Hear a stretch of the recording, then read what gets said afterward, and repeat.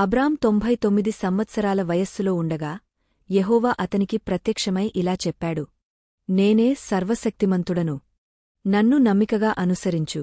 నిత్యంగా న్యాయముగా జీవించు. నేను నీవు మరియు నా మధ్య ఒప్పందం ఏర్పరచుకుంటాను. నీ వంశాన్ని అనేకముగా పెంచుతాను. ఇది వింటూనే అబ్రాం భయభక్తులతో భూమిపై ఒరిగిపోయారు. అప్పుడు దేవుడు అన్నాడు, ఇకపై నిన్ను అబ్రాం అనకూడదు. నీ పేరు అబ్రాహాము అవుతుంది. ఎందుకంటే నిన్ను అనేక జనములకు తండ్రిగా చేశాను. నేను నిన్ను ఎంతో ఫలించజేసెదను. నీ ద్వారా జనములు పుట్టును. రాజులు నీ వంశంలో నుండి పుట్టుదురు. నేను నీవు మరియు నీ సంతతి మధ్య నిత్యమైన ఒప్పందాన్ని ఏర్పాటు చేస్తాను. నేను నీ దేవుడను, నీ సంతతివారికి దేవుడను ఉండెదను. కానాను దేశమంతా నీకు, నీ వంశానికి శాశ్వత స్వాస్థ్యముగా ఇస్తాను. ఇదే నా ఒప్పందానికి గుర్తు. నీ ఇంట ప్రతి పురుషుడును సున్నతి చేయించుకోవాలి. తరతరాలకు ప్రతి 8 రోజుల వయస్సు గల బాలుడు, స్వంతంగా పుట్టినవాడైనా కొనబడినవాడైనా సున్నతి చేయించుకోవాలి. ఏ పురుషుడు సున్నతి చేయించుకోకపోతే అతను తన జనుల నుండి వేరు చేయబడతాడు.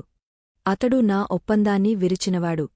నీ భార్య సారై గురించి చెప్పాలంటే ఇకపై ఆమెను సారై అని పిలవకూడదు. ఆమె పేరు సారా అవుతుంది. నేను ఆమెను ఆశీర్వదిస్తాను.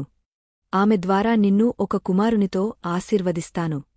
ఆమె జనములకు తల్లి అవుతుంది. రాజులు ఆమె ద్వారా పుట్టుదురు. అప్పుడు అబ్రాహాము నవ్వాడు. 100 సంవత్సరాల వయస్సులో నాకు కుమారుడొస్తాడా? 90 ఏళ్ల సారా బిడ్డనిస్తదా? అని తనలో తాను అన్నాడు. అయినా దేవుడు అన్నాడు, నీ భార్య సారా నీకు కుమారుని ప్రసవిస్తుంది. అతని పేరును ఇస్సాకు అని పెట్టు. అతనితోనే నా ఒప్పందాన్ని నిత్యమైనదిగా స్థాపిస్తాను. ఇష్మాయేలు విషయంలో నీవు అడిగినది నాకు వినిపించింది. అతనిని కూడా ఆశీర్వదిస్తాను. అతను ఫలించును, 12 అధికారులకు తండ్రి అవుతాడు.